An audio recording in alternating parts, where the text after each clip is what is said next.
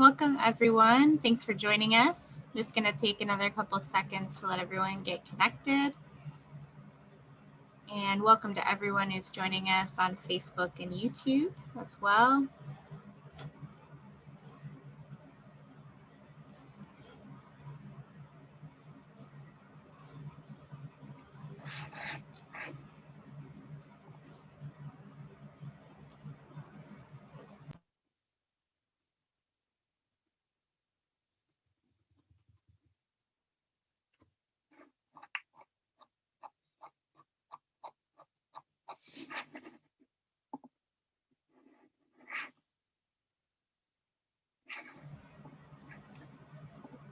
Great, welcome everyone.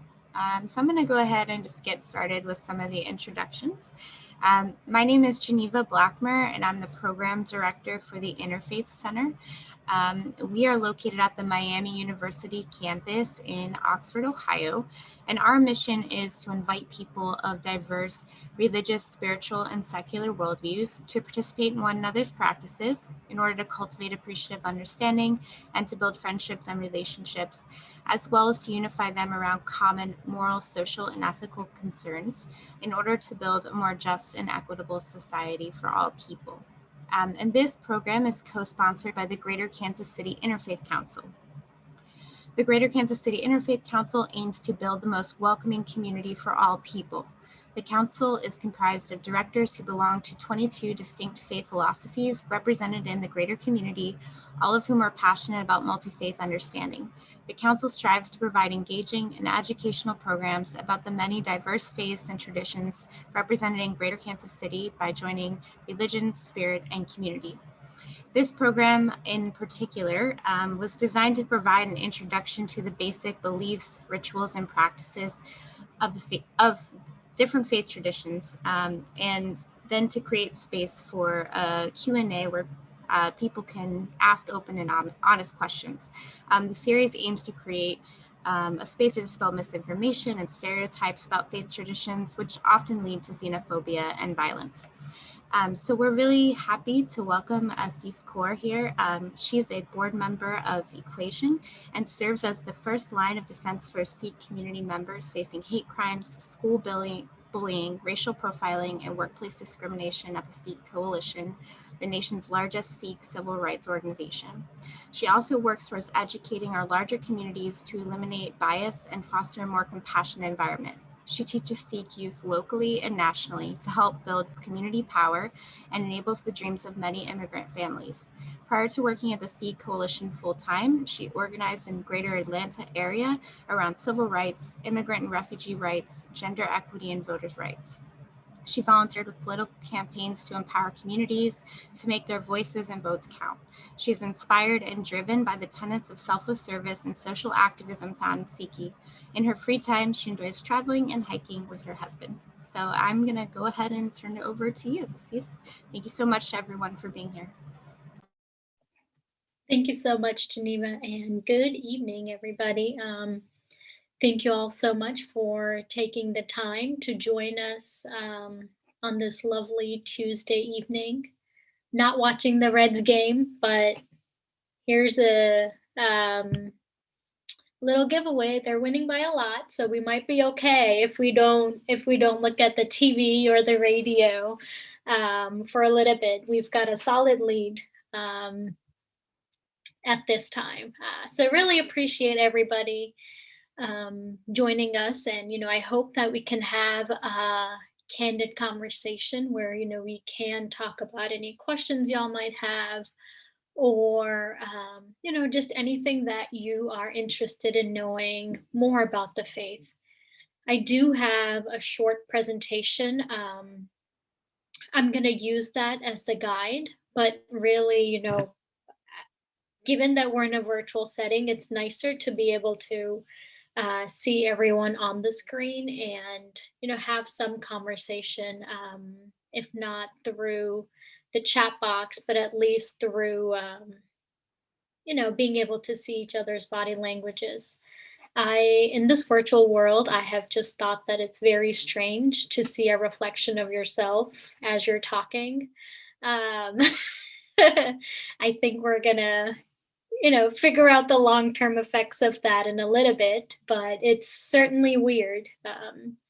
So I'm going to try to focus on the few people that have their videos on, and I thank you so much for that. It helps everything go a lot more smoother. Yeah, as we go along, please, write down your questions, throw them in the chat. If it's super pressing, ask in that moment. If you think you'll forget it later, and we'll just have a fun conversation as we learn something that we might not be too familiar with. Let me make sure I've got my PDF.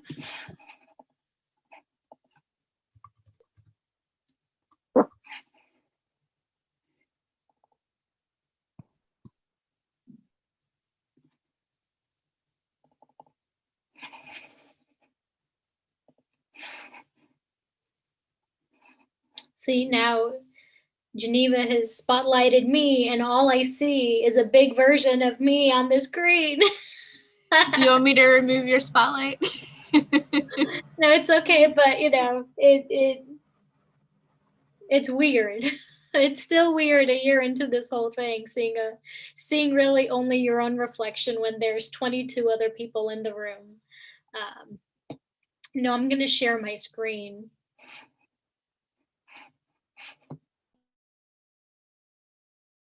Excuse me. All right, let's see.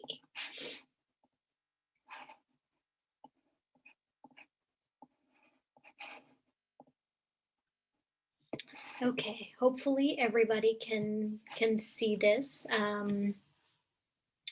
Yeah, our focus and our goal today really is to learn more about the Sikh community, the Sikh faith, the Sikh traditions, history of the Sikh community in the US, some of the issues that the community faces today, and how we can really be allies to one another as we learn, and as we learn more about our communities in the area. Oh, this is one I have to scroll. Okay, I guess we'll start with the quiz. Y'all can put your answers in the chat, or if someone feels bold enough, you can say it loud. If it's wrong, I won't tell everybody who said it, but if it's right, you might get credit for it. It's D. I'm Muslim, I know. Someone is saving everybody else, maybe, and really just beat us to it. Yes, Sikhi, as we traditionally say it, so you might hear me interchange between Sikhism and Sikhi, but traditionally Sikhi is what we say. So Sikhi is an independent faith, monotheistic religion. It is separate from any and all of the other religions in the Indian subcontinent and that part of Asia. So we are correct. And this one gives the answer away. So my quiz doesn't work in a PDF, but that's okay. But this is, something that usually throws people off. Not that it's a popularity contest, but when you ask people to think of, hey, what are some of the organized religions that you know of? People will definitely think of, Christianity, Islam, Hinduism, Buddhism, Judaism, and it kind of sometimes stops there. But if we're talking just numbers, then the Sikh community falls. This says 25 million, but it's closer to the 30 million now worldwide. So it is a pretty large community, and among world's organized religions, it's in that 5th spot. A little bit of history. Sikhi was founded by Guru Nanak in 1416. Well, he was born in 1469, but Sikhi was founded in Punjab in South Asia. The Punjab region is now between India and Pakistan ever since India gained its independence from the British in 1947. Two countries were formed, and essentially the state of Punjab got split between the two countries. So it is at the time of the partition and when the countries were formed and the lines were drawn, a lot of the Sikh population moved towards the India side and a lot of the Muslim population moved towards the Pakistan side. Now there are Sikhs in Pakistan and Afghanistan, and maybe later if we have time, but the Sikh community in Afghanistan and some of these other areas are some of the most religiously persecuted communities in those regions. But there are Sikhs throughout that whole subcontinent, and in many parts of Asia. But it did originate in Punjab. So a lot of Sikhs that you might meet might have a Punjabi background, just because a lot of the population is from there. But Sikhi itself, it knows no barriers and it sees no borders. So it is worldwide. You'll come across Sikhs who are, American, African, South American. I've come across Sikhs and I'm just amazed that the faith continues to, blossom in parts of the world that we might not even think it exists in. But most people you might meet will be Punjabi. A little bit more on the history. Sikhs started moving to the US more than 125 years ago. And they first moved to California, in that Sacramento region, and then to New York. It followed very similar patterns to other migrant communities, other immigrant communities.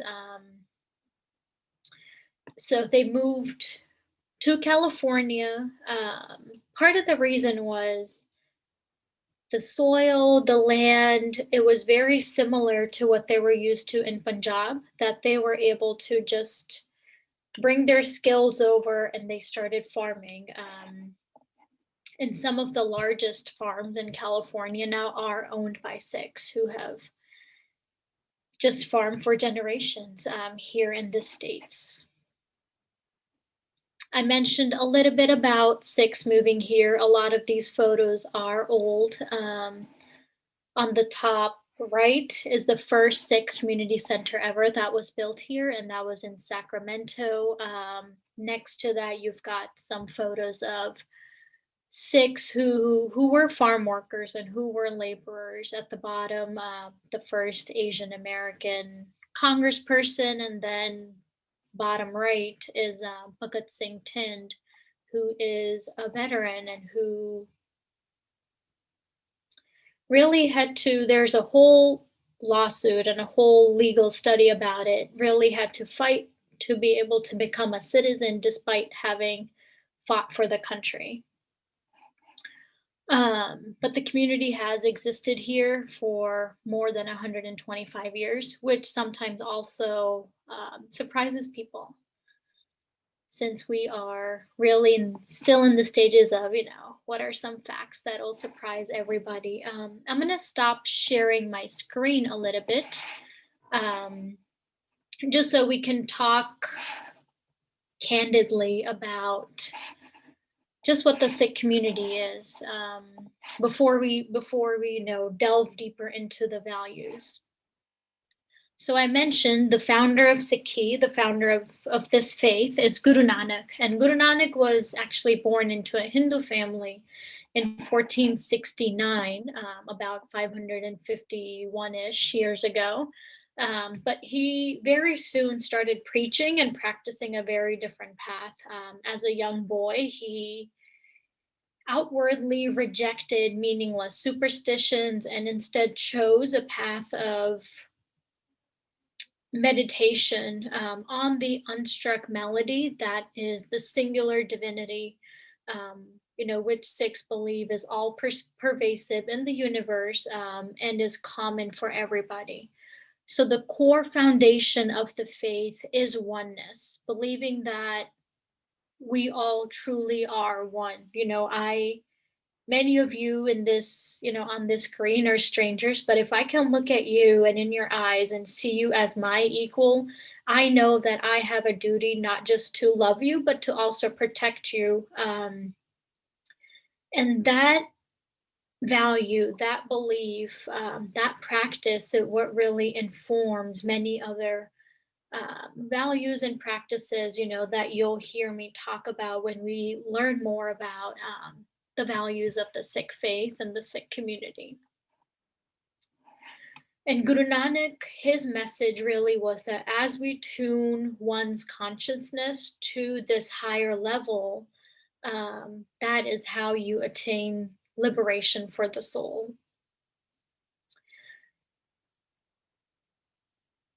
And what he did is that, you don't turn away to the community or to the society that you live in,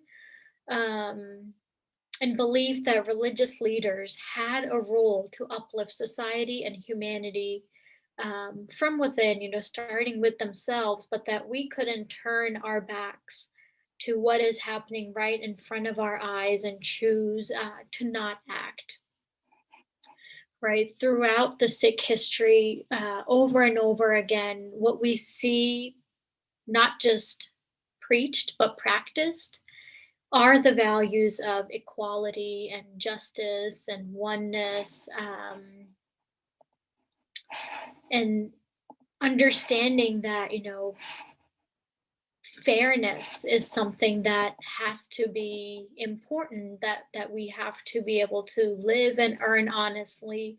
We have to prioritize service to humanity. These are, some of the very core values of the faith. Actually, I will maybe go back to my screen. Okay, I'm going to take a sneak peek at the chat. Oh, awesome. I love all of those are the correct answers in there. Y'all are great.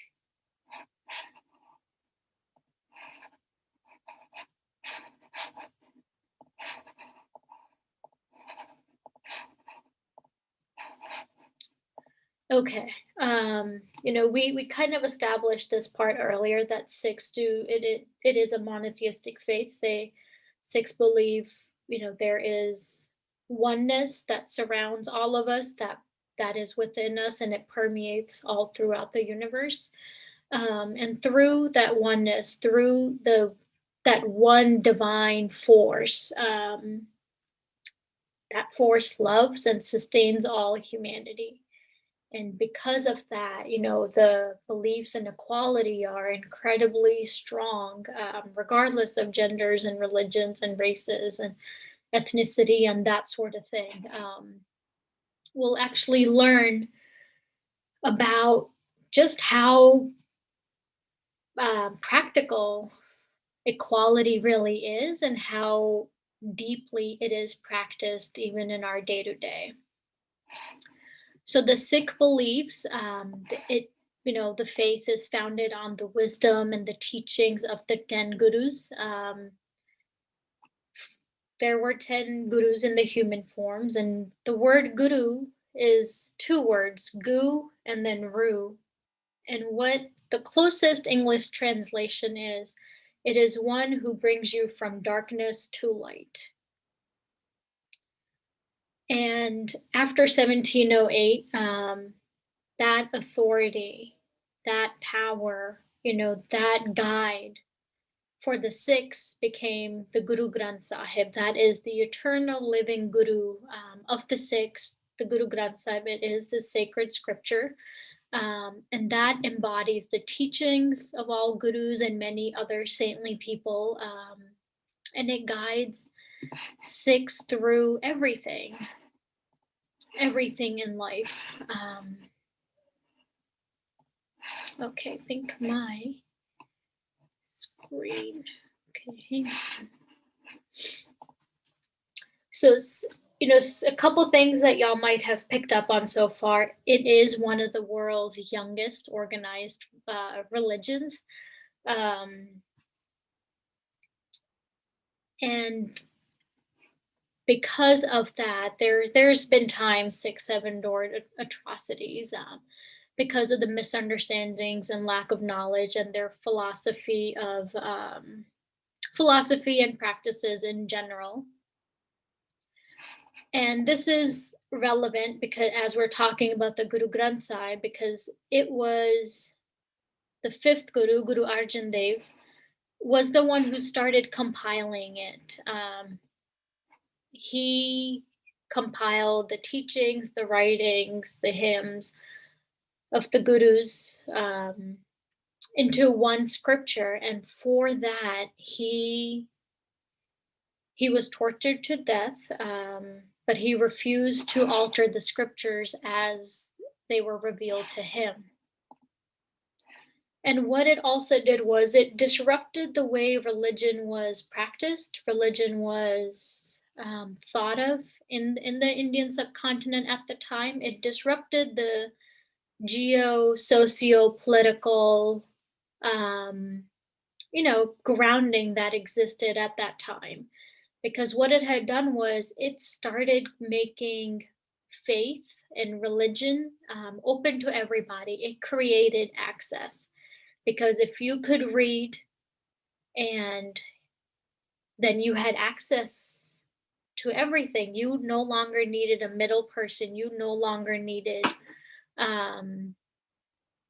someone to guide you to the Guru, to guide you towards attaining, that freedom for your soul, towards being connected with the universe, with that divine force. Okay, two similar questions. Who was he tortured by? It was by outside forces. It was by the Mughal emperors of that time. India and, that whole region was a Mughal empire for quite some time. And those powers that were present then, there were strong differences in practices and beliefs and philosophy. So Guru Arjan Dev Ji was the first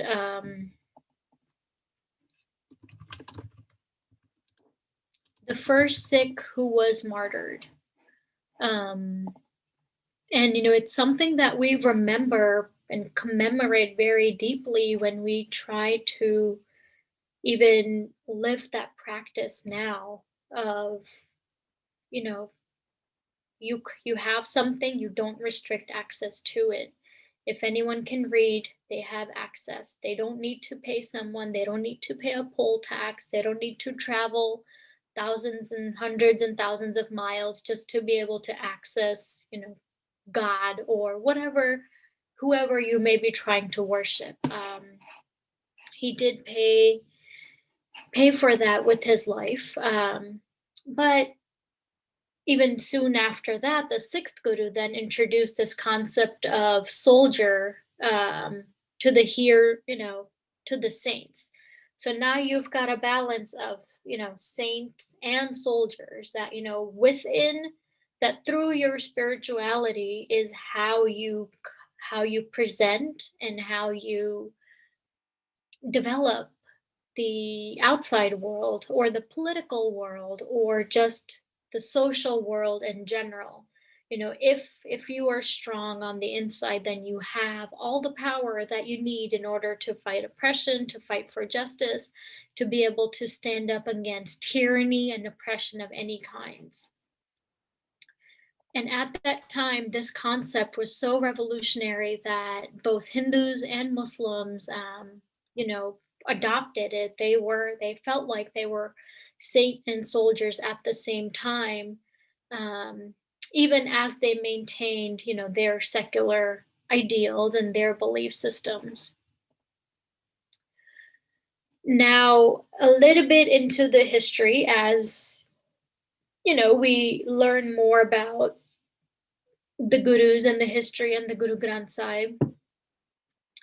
So we talked a little bit about the fifth guru, and now the ninth guru was also someone who was publicly beheaded in New Delhi, the capital of India, for defending the right of Hindus to practice their religion freely.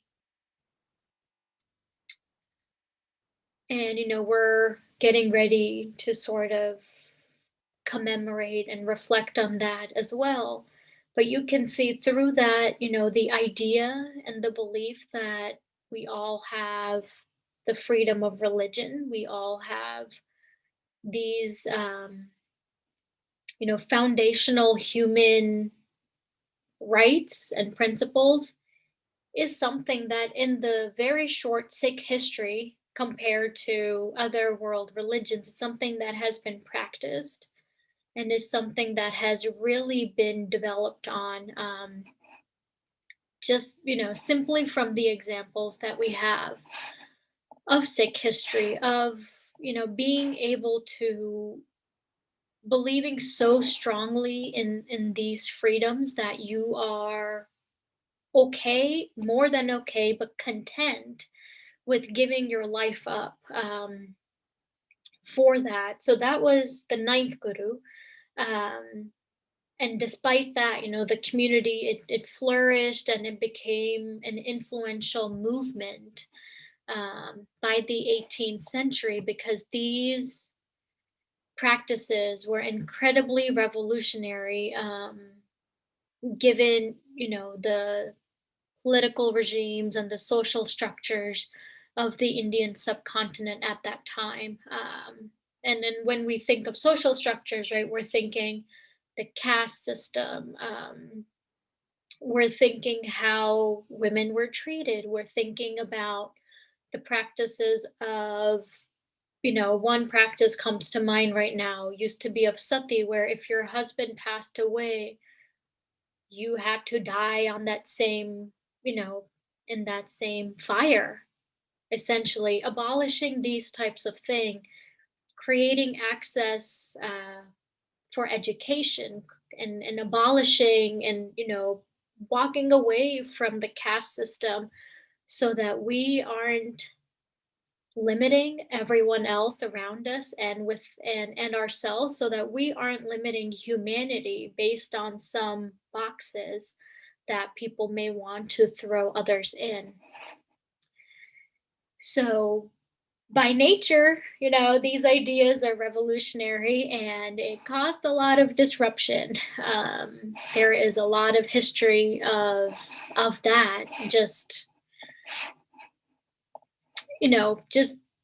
being tested on these principles. But the community flourished. It flourished so much that by the time of the 10th Guru, the neighboring rulers, they had amassed huge armies and attacked the Sikhs in overwhelming numbers. Practically everything was sacrificed by the 10th Guru, including his father, his mother, thousands of countless, practitioners, and his 4 sons. There's, some more history about the Sikh Empire, the Sikhs in the British Indian Army when India was still colonized up until 70 or so years ago. But maybe we can save that for another time, so we don't take up too much time, because I do want at least 15 to 20 minutes for just sort of a open conversation. So, but some other things that I think that we haven't touched on so far, Sikhs it's family-oriented community, and they are grounded in these sort of foundational and fundamental pillars of, one, earning an honest living. Whatever you do, you're doing it truthfully. You are sharing your good fortunes with those who might need it. That can be food, money, education, intellect, whatever it might be.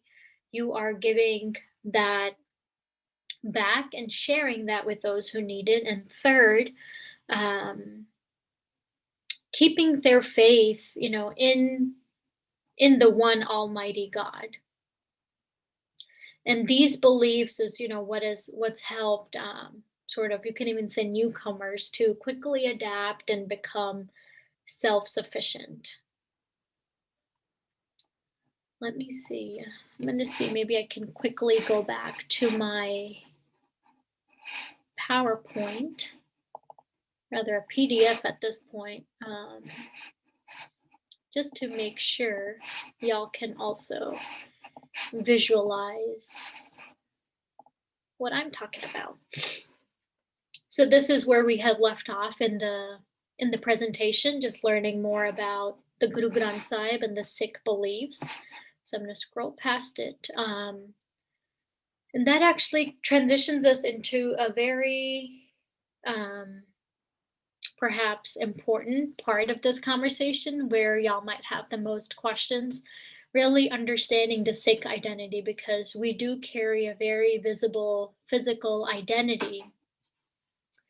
And the purpose of that identity is that we are easily identifiable, so that you know what values I hold dearly and you can hold me accountable.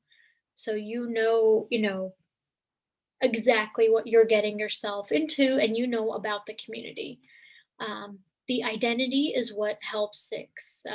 The purpose of it is you're serving all of humanity, you're protecting all of humanity, and that you are able to, you're held accountable. You might see Sikhs as some of the first responders when natural disasters hit, when there's war zones, or even the coronavirus. Last spring, summer, all throughout, I was incredibly touched, because what I saw was not just a national, not just within the US, but sort of a global effort that was not like there wasn't a single individual who organized it all. It was all organic, but the community mobilized in such a way that they immediately set up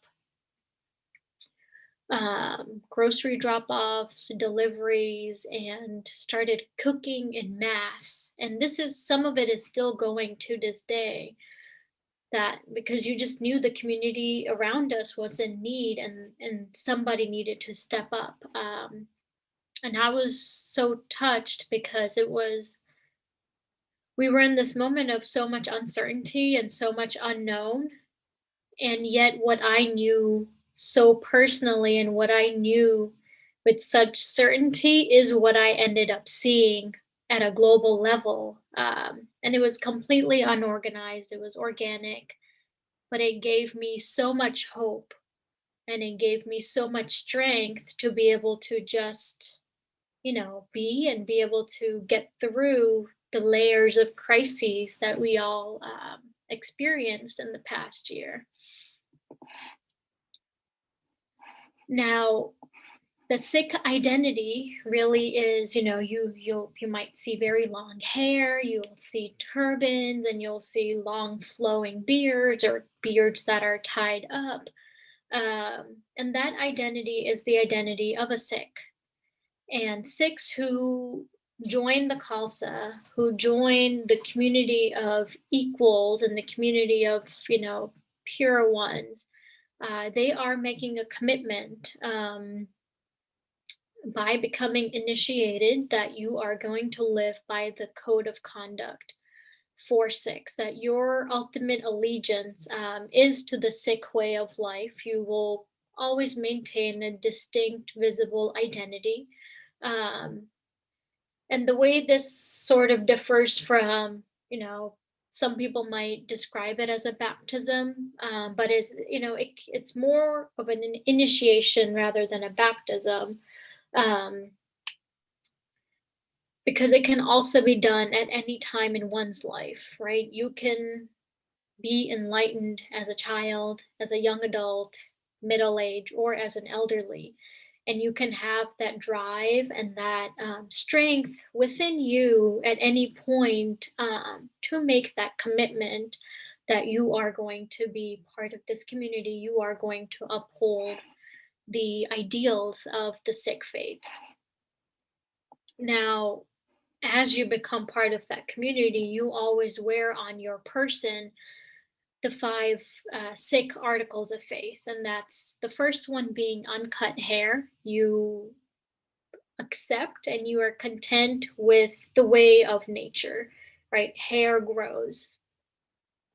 You don't take it on yourself to alter or disrupt the ways of the universe. You are accepting of that. It, it resembles and it represents your deep spirituality. A kada, which is often made of iron. It's the top middle-ish photo over here. A kanga, which is the wooden comb. I don't know if y'all can see my little pointer, but that again represents, you are clean, hygienic person. But more than that, it, shows your commitment to discipline, that you are able to maintain that. Kirpan, which is oftentimes for people hardest to understand. But if you break down the word kirpan, it is, grace and righteousness and kindness.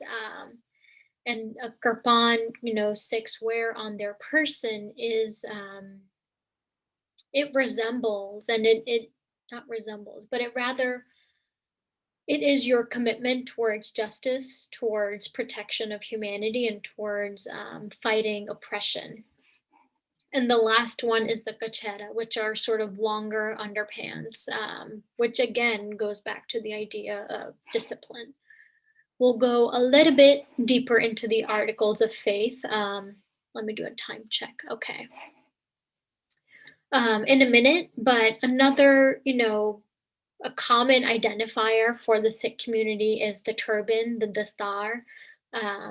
And we generally keep away from assumptions, but one assumption that you can safely make is if you come across an individual with a turban and a beard, or even a turban because they might not have a beard or they might be on their journey of growing their beard out. But if they're wearing a turban, it's likely safe to assume that that person is a Sikh, especially in the US. It allows for Sikhs to be recognized and makes them duty bound to offer help. It allows for that accountability. It is mandatory religious obligation for Sikhs.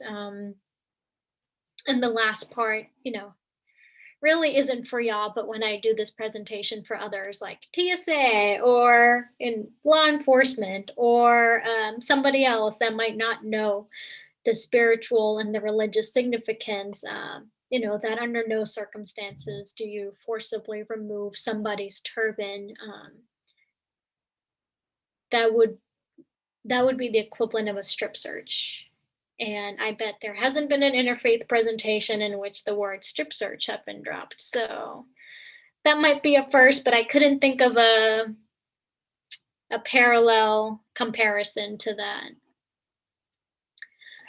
There are many, many styles of the Sikh turban. All of these you see here are just some. Younger children wear something, that's not as big, something they can easily learn to tie themselves, manage it at schools as they're playing, messing around. You'll see it rounded style, triangular, really and the styles and the colors do not mean anything. It is your personal preference. You figure out what looks good on you, what you like on yourself, what you are the most comfortable and confident in, and that becomes your style. The layers, the size, again, more layers do not equal more wisdom, let's just say. Color, again,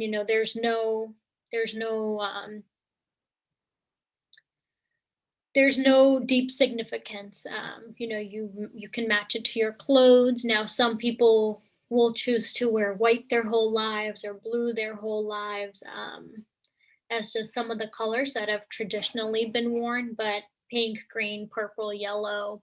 It's all fair game. You wear what you want. Well, how you feel the most presentable while going to work, while being out and about in the world. It is your personal preference. But these are just some of the styles. Okay, I'm going to try to go for 5 more minutes so that we have 15 for Q&A. But the Sikh house of worship, place of worship, it is called a Gurdwara, which literally translates to the house of the Guru, the door to the Guru. It is a community center. It is a place of prayer, service, learning, community building. All of that is happening at the Gurdwara. Everybody is welcome. And I say that because one of the most significant Gurdwaras for the Sikhs is the Darbar Sahib in Amritsar. Some of y'all might know it from the name Golden Temple, but it does have 4 entrances, symbolizing that you could be from any direction, north, south, east, west. You are welcome there. There are no limitations or restrictions on who is welcome in the house of the Guru, because it belongs to the one. It doesn't belong to any one of us as individuals. So we can't pick and choose who we're going to allow and who we're not going to serve. But here in the States, services, especially in a pre-corona world, big services are typically held on the weekends, and that's just around work schedules. Now, at every Gurdwara, you will always see langar being served. It's a meal that is served, at every Gurdwara, after every service. It even goes on 24 hours a day. It is prepared by volunteers, and it's not paid for. You don't have to pay to receive it. Everyone sits together on the floor to enjoy that and to accept that meal. Again, in the spirit of equality, you can be sitting next to complete strangers, but you are treating them as your equals, as your family, as your loved ones in that moment. It is a redistribution of not just wealth, but just resources in general, right? Langar provides access, food access for those who might be food insecure. So it keeps going back to just the 3 foundational pillars that we spoke about earlier of, whatever you have, you share with those who might also need it. Maybe we can skip this. And this part, we can probably just touch on our Q&A. We do have 15, 17 minutes. This was pretty rushed. This was about 550 years of history and practice and traditions all squeezed into 30 minutes. Okay, let me look at this. I think there's already been quite a few questions in the chat. Yeah, as I'm looking, if you feel bold and courageous enough, please unmute and share your thoughts or questions then.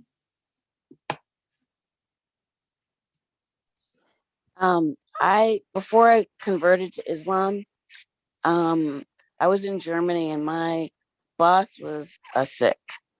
And yeah, we became a lot of friends, really, really close. And his wife Frida and I would make chapatis, and I would eat that porridge that's like cream of wheat. Yeah. But anyway, the reason I tell you that is we were sitting in the house and I was preparing the food with his wife, and he washed his hair and came out, and I could not believe how long his hair and his beard were. It didn't dawn on me to even think about it. But when he was sitting there with all this hair, I mean, it was endless. Mm-hmm. And he never explained to me. He just said, we don't cut our hair. But he never explain to me why.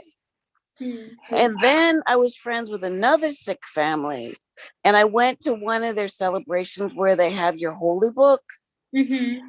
and I had to go in and give some money. I gave dollars.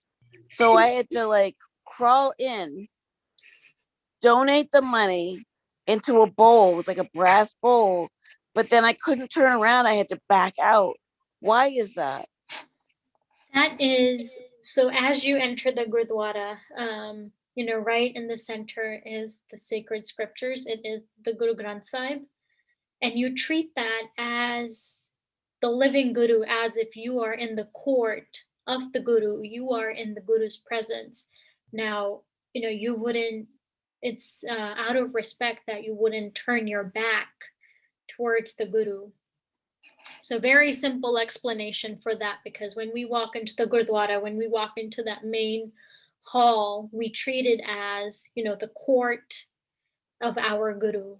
That is where you go with the utmost respect, but with a lot of humility, and you bow and you surrender yourself. And, it's a place where you treat yourself, the Guru, and everybody else with a lot of deep respect.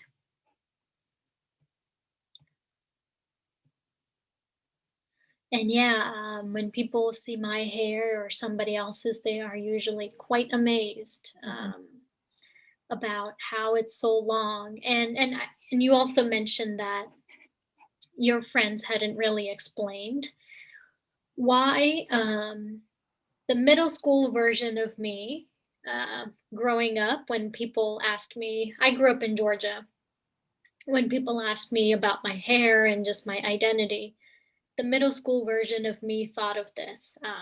It's, no longer the most aha moment, but I am still so proud of that I feel comfortable sharing it with y'all. The middle school version me asked, my friends, do you believe in God? And they would say yes. Do you believe whatever God's created is perfect? Well, no, it was, do you believe God created everything? They would say yes. Do you believe whatever God's created is perfect? And the answer again would be yes.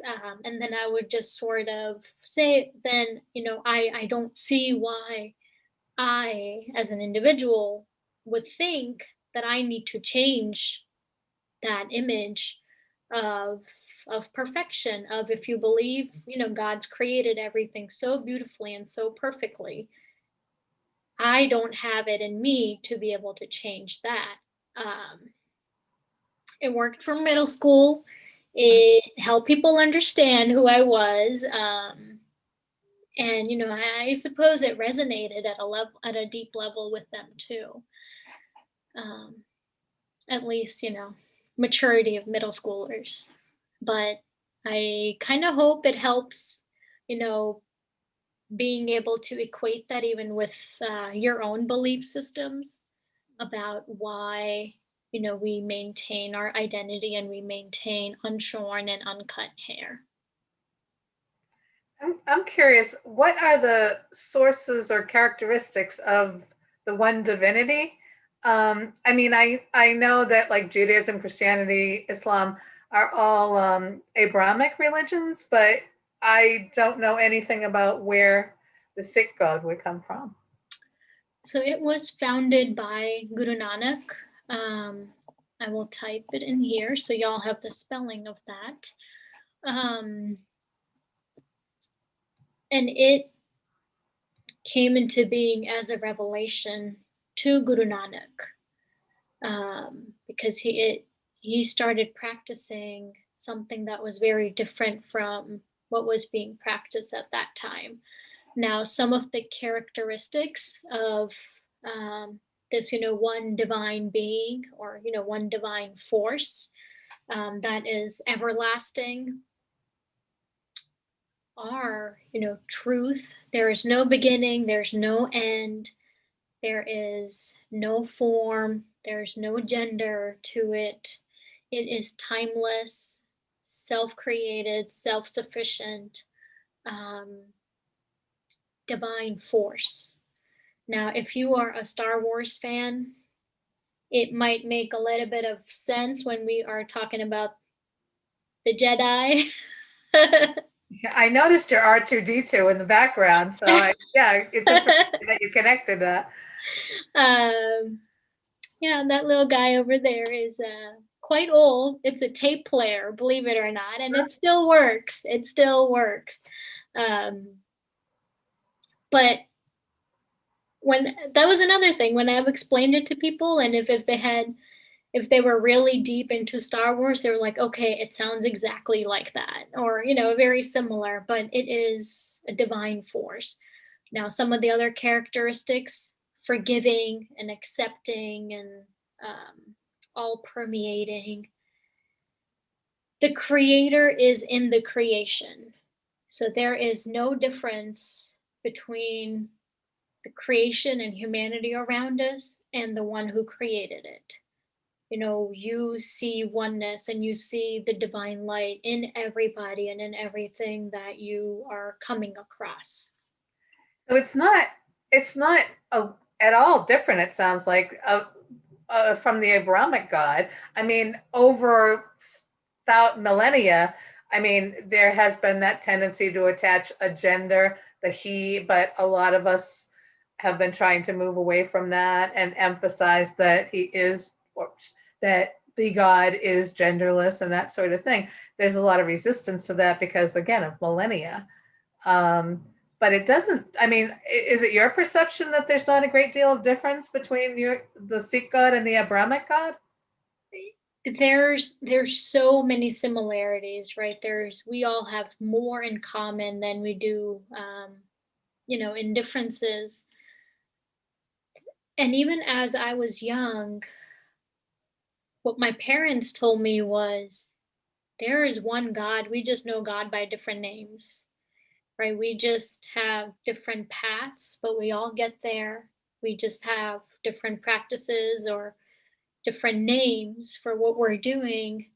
But, what permeates through the universe is that divine light, is that divine force. The eternal and the alpha and the omega, not on opposite ends. It's like all one. Yeah. Everything you're saying seems so familiar to me. That's awesome. I love it.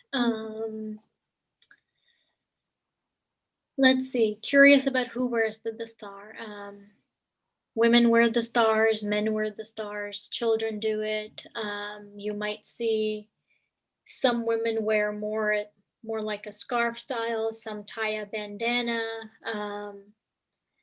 But there's no separation in who can and can't wear the star. It is your commitment to those ideals and to the guru, and you make that commitment as you're ready. You might meet Sikhs who are on,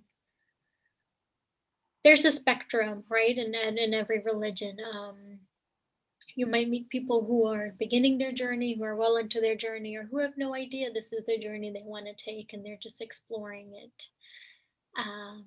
Let's see, are there any dietary restrictions? I will answer this first by saying, when you are at a gurdwara, your expectation should be of a vegetarian meal. Now, that is for a number of reasons. One, it is when you're cooking for 4, 5, 6, 800 people, it makes the most sense to have, some vegetable and some lentil, because you're cooking in mass numbers. It is, and when you have to feed the poor, feed the hungry, and you're doing homeless shelters and all sorts of things, you are cooking for a lot of people. So it needs to be accessible if you're volunteering for that. And 2, Sikhs also believe in sort of simple, moderate living. And those Sikhs who are initiated,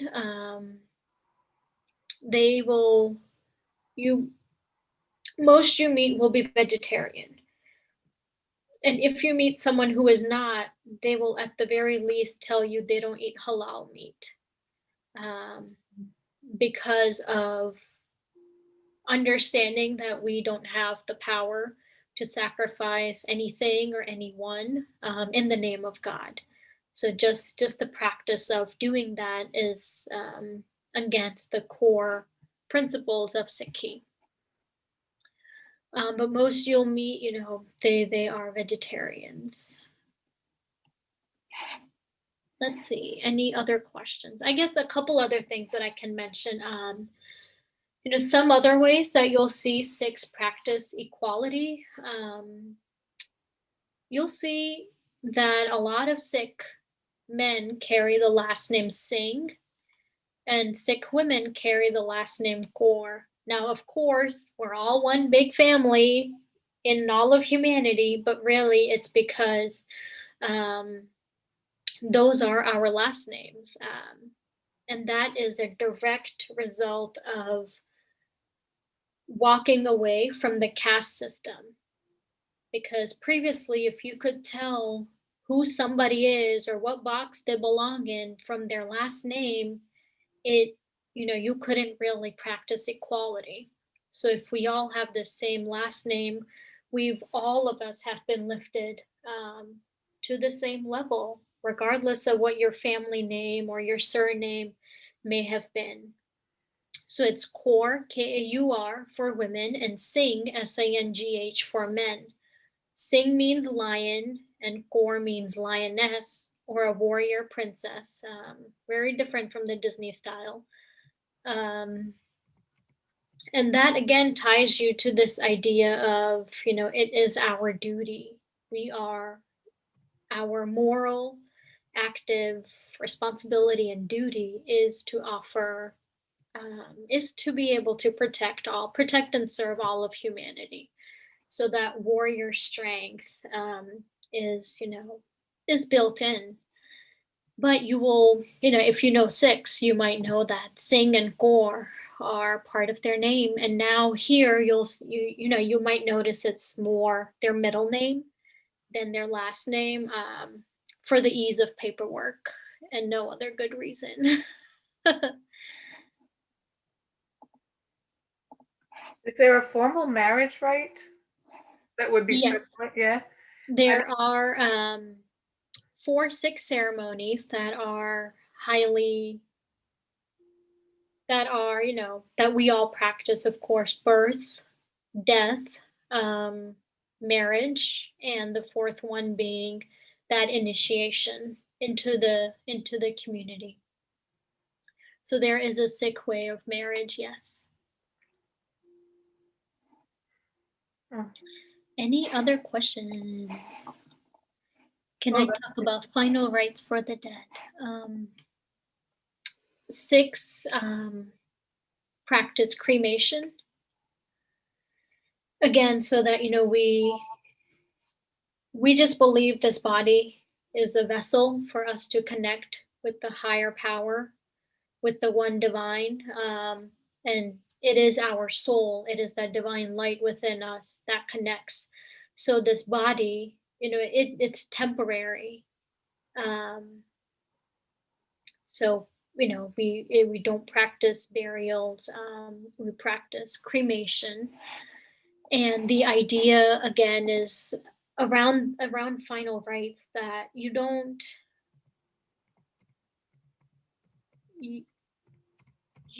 lose yourself in the loss, in the grief, because that the one who has passed, their soul has merged again with the one.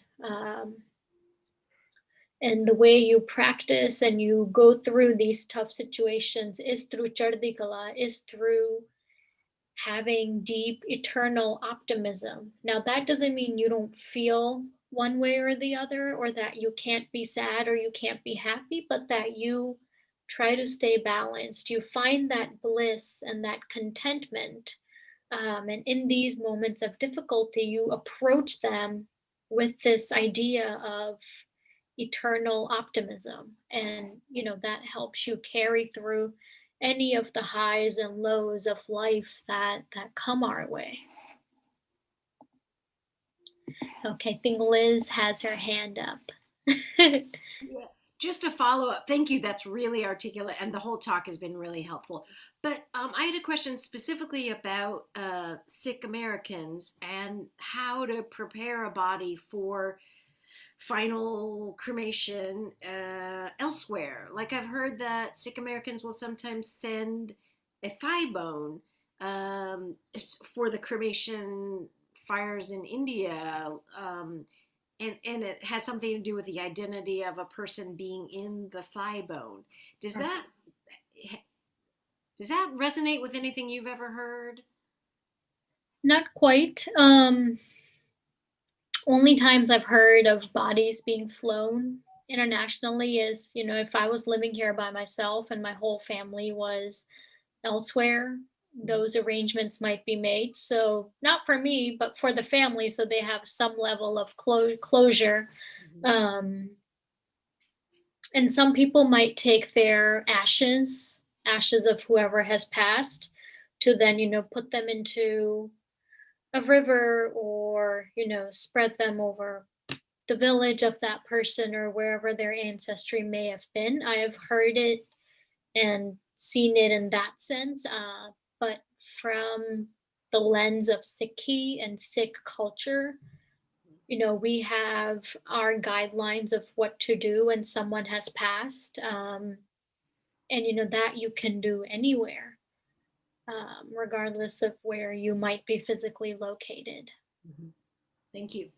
No problem, for sure. So would there be a particular body preparation ritual that an undertaker or a funeral director would be familiar with? Likely not.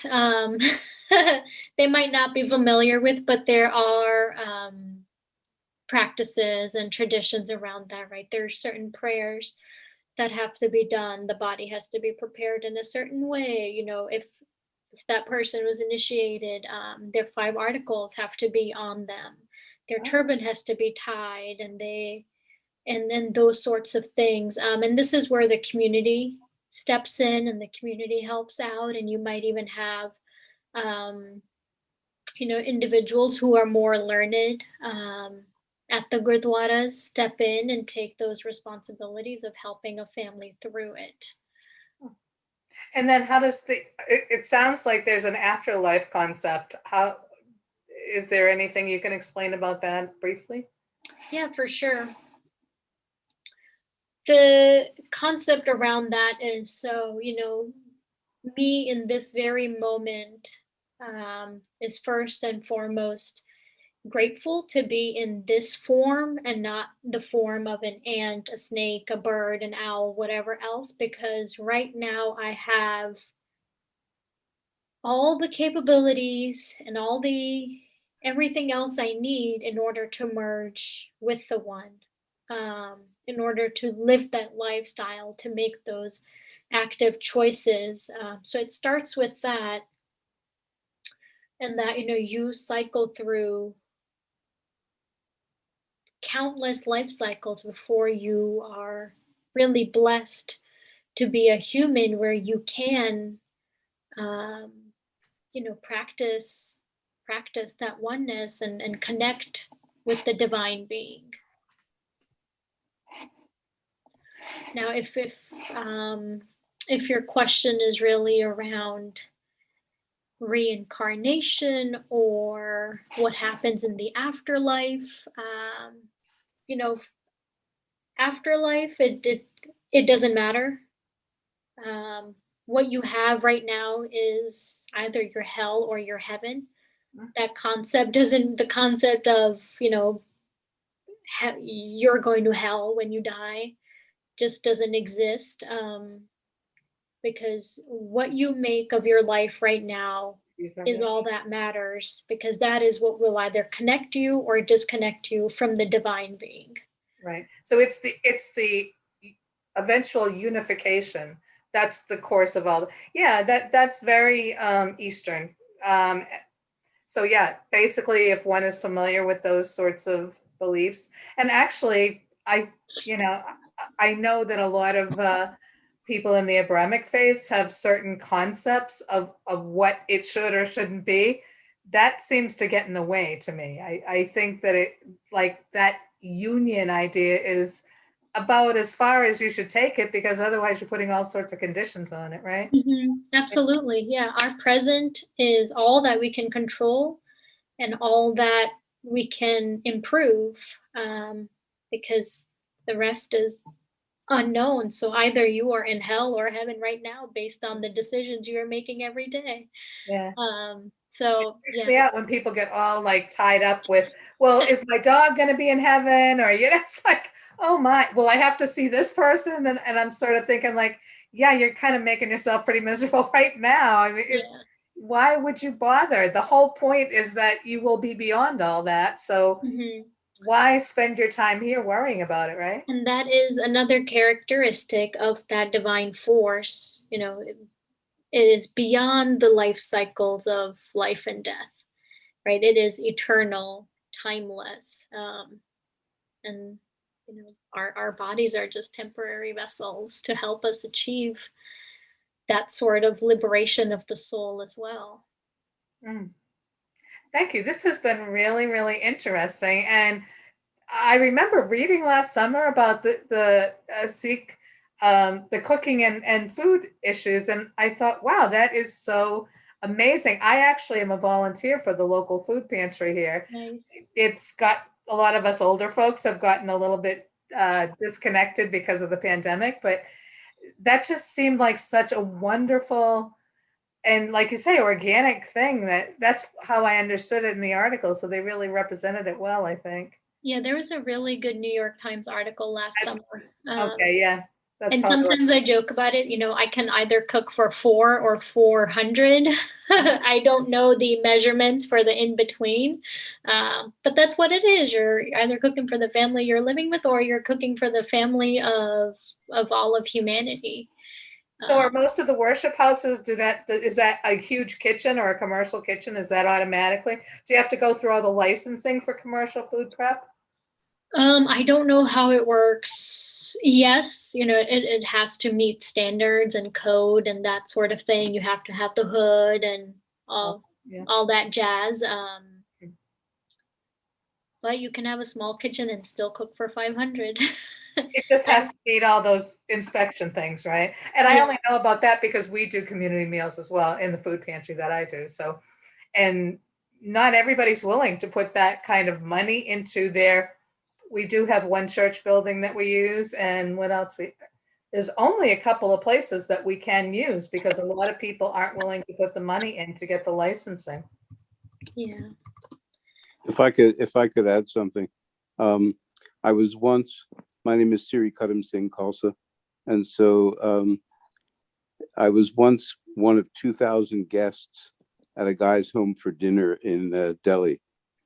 And it's because of the Sikh way of serving that you can do that. We didn't sit around his dining room table, but we sat outside. We had acres of grass. We sat in long lines, which, as our speaker said, were meant to illustrate the equality of all, of male, female, rich, poor, where everybody sits at the same level. And people come around and serve food from large pots. It's always vegetarian. Mm-hmm. And big buckets of food, yeah. Big buckets of food.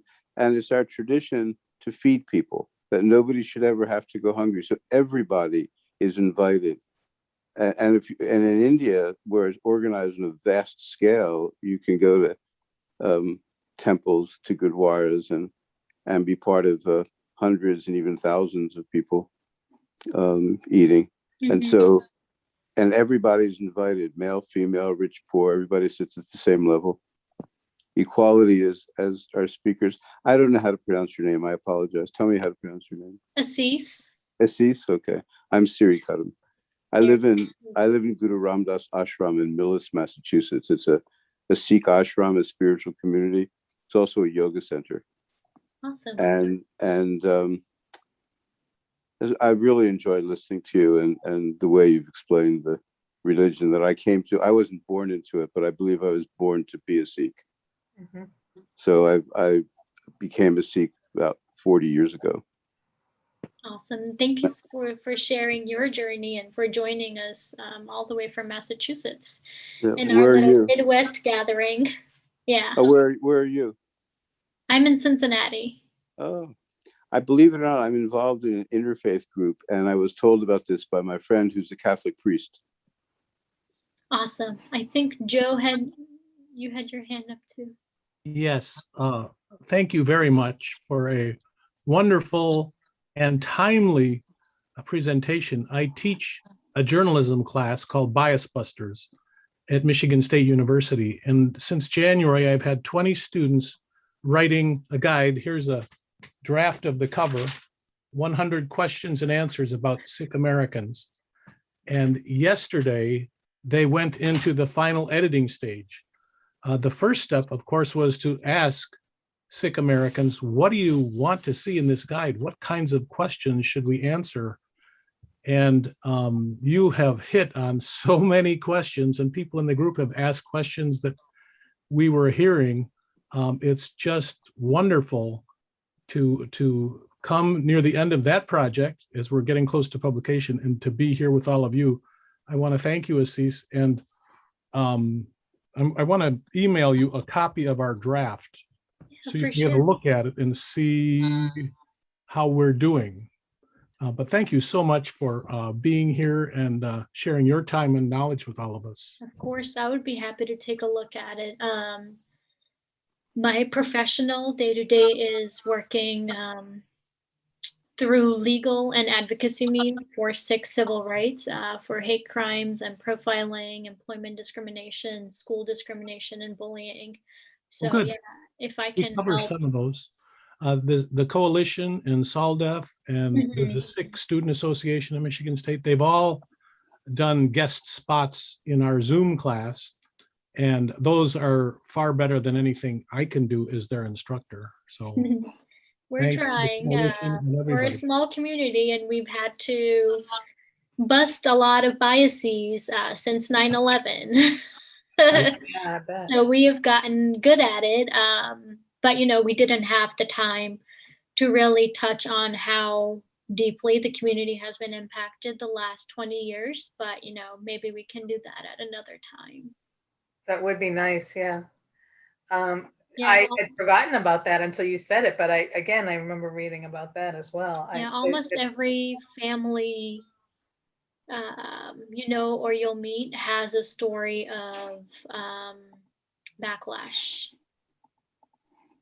Almost every family, and has a personal story. yeah, has a personal story of backlash or discrimination, and that's actually sort of what even got me into this work after experiencing some stuff down in Georgia at the public schools we were at, and it kind of drove me to just be able to help everybody else in the community kind of navigate through these issues of school discrimination.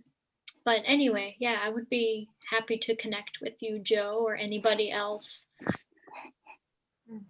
Awesome. Liz, I'm glad you had mentioned about being from Georgia, because that's the one, you don't have a Southern accent, but you kept saying y'all, and I thought, somewhere down south. Yeah,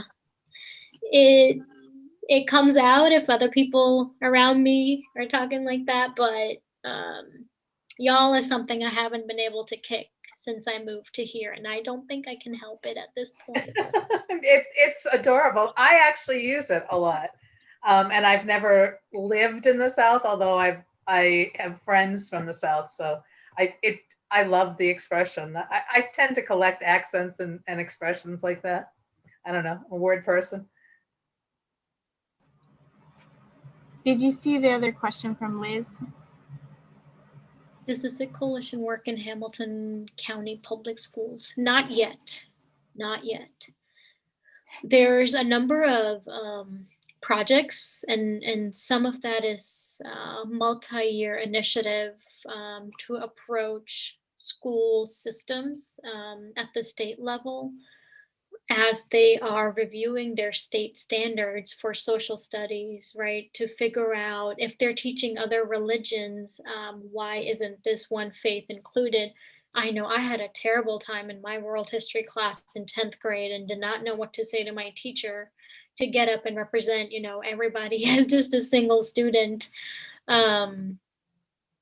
but we've been able to make strides in about 13, 14 states in getting the state standards changed so that if the public schools are already teaching about other religions, they can also talk about the Sikh faith and their world religions, civics, when they're talking about immigration and, you know, that sort of thing in their classrooms. So we are making those efforts, and I would love to be able to, you know, work on that for Hamilton County Public Schools. That would be amazing. I have some contacts for you. We should talk. Awesome. It starts so early because the state standards review process is hard, and the sooner you get in there, the better it is. Awesome. Does anyone have any other questions or thoughts? You know, Yes, I would thank like you. to mention one thing where part of your mission does seem to be to feed people. We are working on getting a book into primary schools called Hannah and the Hunger Monster. And it's designed to help younger students kind of develop empathy so that to get away from that, oh, they're a kid that receives subsidized food and stuff like that. Because when you look at it, there are so many more subsidized kids than people realize. So I don't know. Again, just as part of your resource thing, it's a great book. We just recently had a Zoom meeting where somebody read it, and I was in tears. So, and it's a kid's book, so yeah, it's really sensitively done. Yeah, I'm gonna look that up, Hannah and the Hunger Monster. That'll be amazing. Awesome. I did put my email address in the chat. If you think of anything else at a later time, you know, I would be more than happy to chat with you. If you have any other direct questions or just want to learn more, you know, I'm always available, and I'll try to be as accessible as possible. So yeah, don't hesitate to reach out. You can never offend somebody by asking a genuine question, which I think is where a lot of people sometimes struggle. Thank you so much. Yeah, thank you so much, Aasees. This was wonderful. And thank you to everyone who participated and for asking such great questions. And I'm really glad we could bring people from all over the country together to have this conversation. So yeah, please reach out to Aasees. She's put her email in the chat with any additional questions. And we hope you'll continue to join us for our faith sharing series on Tuesday evenings with the Interfaith Center. It is always the same time and same Zoom link. And all of our other programming that's going on throughout the course of the year, as well as the work that's going on in Cincinnati with EquaSion. I encourage you to look them up as well. So thank you so much to everyone, and I hope you have a great evening. Same to you. Thank you. Thank you so much. Everyone, have a good night. Blessings, everybody. Bye. Thank you. That's it.